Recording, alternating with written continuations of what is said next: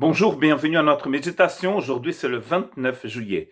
Je voudrais lire dans Proverbes chapitre 14, verset 16. Le sage craint le mal et s'en détourne, tandis que l'homme stupide se montre arrogant et plein d'assurance. Le verbe pour craindre, ici, c'est le même que nous utilisons pour la crainte de l'Éternel. La personne qui craint l'Éternel, elle se détourne d'ailleurs de la tentation, elle se détourne du mal. Quand elle sait qu'il a un lion sur une certaine route, il va passer outre, il va passer ailleurs. Et donc, c'est ce que ce texte veut dire. Tandis que la personne qui se montre plein arrogant, elle pense avoir plein d'assurance et elle dit que cette personne-là est insensée. Nous avons dans la Bible beaucoup d'exemples de personnes qui n'ont pas réfléchi avant de foncer vers le danger. Il a bien sûr Samson qui en fait est allé vers cette femme qui va être Dalila, qui va être en fait la source, le début de sa chute. En fait, il va rentrer dans un terrain qui était tout à fait miné et très dangereux pour lui.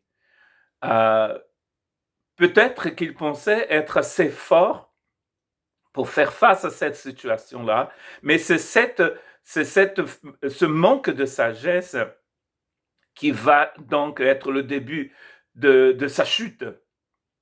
Et il va tout perdre.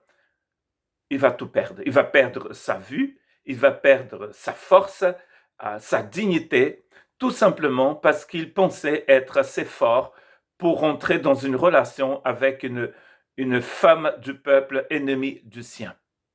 Au lieu d'aller chercher une femme chez lui, il va chercher une femme chez l'ennemi, comme il d'ailleurs avait fait avant. Se mettre en danger comme ça.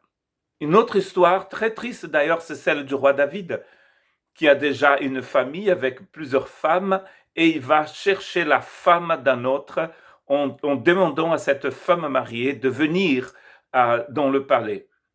Il va coucher avec cette femme et la femme tombe enceinte.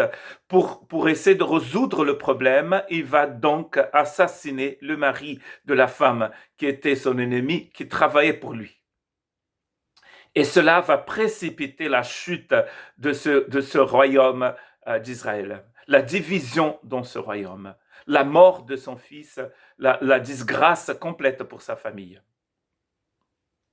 Et donc, en fait, le sage n'est pas celui qui pense être trop fort pour faire face à des tentations, à des choses difficiles comme ça, mais c'est celui qui court, qui s'enfuit, en fait, qui passe ailleurs, qui va ailleurs, qui passe outre et qui ne fait pas face aux situations difficiles.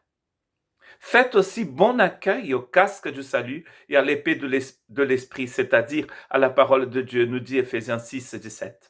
Et dans Éphésiens 6, nous trouvons donc l'armure du chrétien.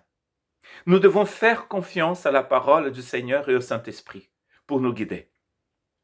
Et vous allez remarquer dans votre vie que les choses qui vous font plus de mal sont des choses répétitives qui sont là, qui viennent souvent dans votre vie. Et c'est souvent parce que nous avons un jour marché sur un chemin tortueux. Nous avons pris une route que nous ne devions pas prendre. Donc, quand la tentation se présente, il faut fuir. Jésus, dans le désert, nous donne un très très bon exemple. Il va combattre la tentation de Satan avec la parole de Dieu. C'est ce que Paul dit ici, de faire accueil à l'épée de l'esprit, c'est-à-dire à la parole de Dieu. Que nous puissions faire accueil à cette parole dans notre cœur, qui va nous aider à discerner les situations de tentation. Jacques va utiliser un mot qui veut dire la même chose qu'un appât. Quand on va à la pêche, j'habite ici au bord de la Dour, et à une certaine époque de l'année, les bords de ce grand fleuve sont remplis de personnes qui font la pêche. Pourquoi est-ce que vous attrapez un poisson? C'est parce que vous utilisez un appât. Vous trompez le poisson. C'est ce que la tentation fait aussi. Elle nous trompe. Donc soyons sages et ayons la crainte du Seigneur. Aucune tentation ne vous est survenue n'était pas humaine, qui n'était humaine. Dieu est fidèle et il ne permettra pas que vous soyez tentés au-delà de vos forces, mais avec la tentation, il préparera aussi le moyen d'en sortir afin que vous puissiez la supporter. Donc, Dieu ne permet pas que vous rentrez en tentation. Sans la force, sa force.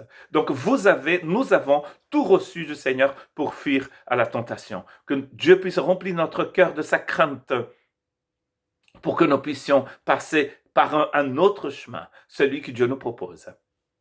Que Dieu vous bénisse.